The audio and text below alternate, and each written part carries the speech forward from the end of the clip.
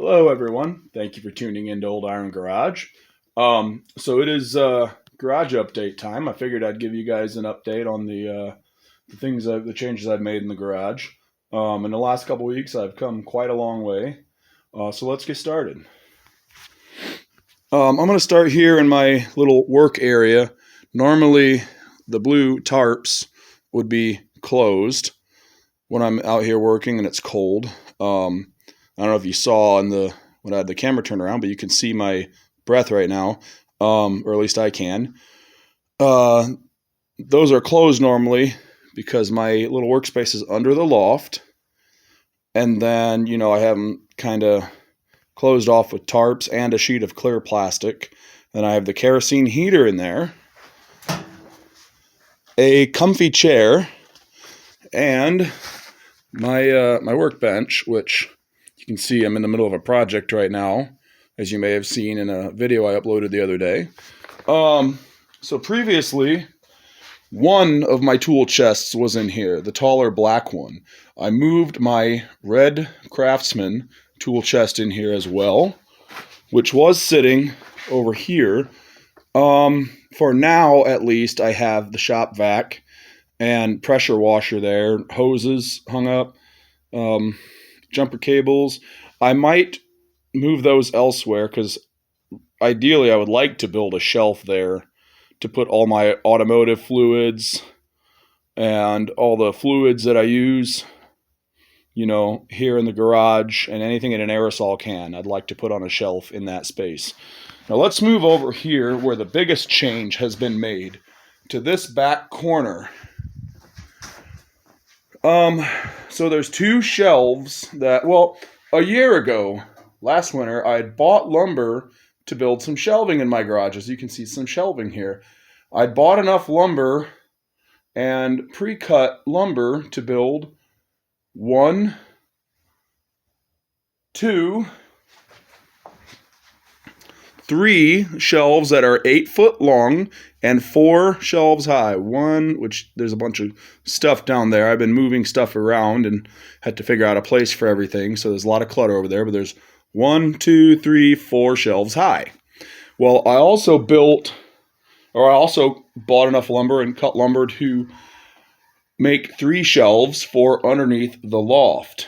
3 shelves that are 4 foot long and 1, 2, 3 shelves high. Well, when I built the 8-foot shelves last year, I only built one of the 4-foot shelves, and I got busy and I ended up stacking the lumber to build the other 2 shelves back in the far corner.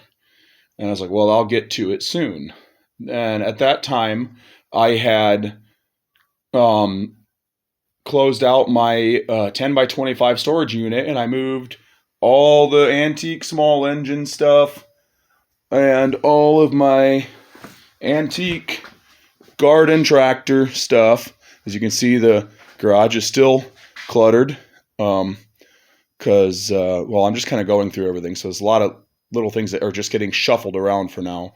But I moved all the stuff out of my storage unit here to the garage. Well, in that back corner, I ended up stacking up all of the parts and pieces, tractor parts and pieces that were too big to either go on the shelves or under the shelves, such as hoods, fender pans, things like that.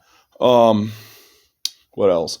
The dash towers, parts and pieces like that, as well as a handful of attachments were stacked in the back corner as well.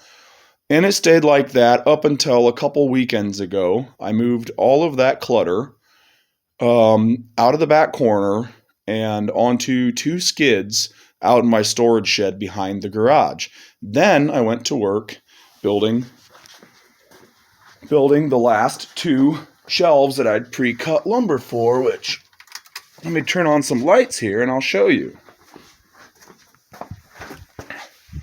Another thing I'm going to be doing is updating or upgrading the lighting here in the garage. I'll be doing that at the same time that I add more wiring and more recepts in the garage.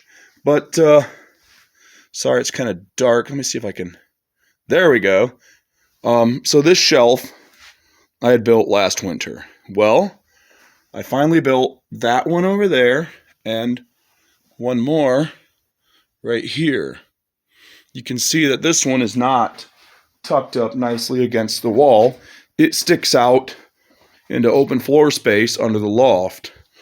But all my shelves are secured to the walls of the garage except this one. But this one, I ran two 2x6 boards that I had lying around over from the end of the other shelf. They're screwed to the other shelf and screwed to the back of this one. Then I have a 2x4 running from the shelf up to the loft. And it is very secure. It is not going anywhere.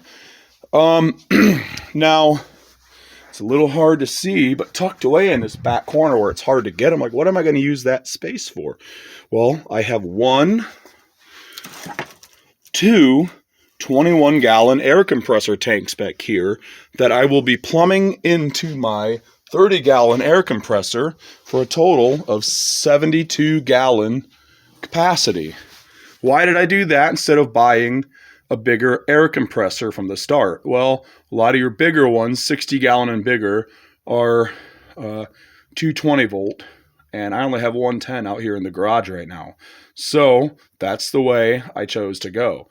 Now, if I'm not using something like my sandblasting cabinet, which is a little bit buried, like I said, there's still a lot of clutter I have to deal with as I'm just shuffling things around to get it out of my way for now while I work and make updates here in the garage.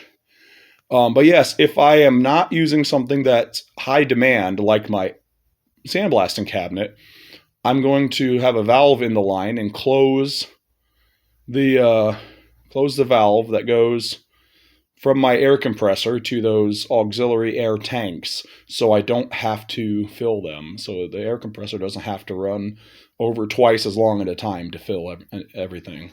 Now, I moved my air compressor from, it was in there beside my comfy chair up against the wall. I moved that back here. It is a 30-gallon Craftsman 75th anniversary air compressor. And I bought that used last summer or or maybe spring. It doesn't matter. I bought it last year for, I think, low $200 and some, maybe $225, and it is very well taken care of. I'm very happy with that. But anyways, yeah, I think that's it. All right. Thanks for tuning in. And if you like what you see on this channel and you want to see more of it, hit that subscribe button. Thank you very much.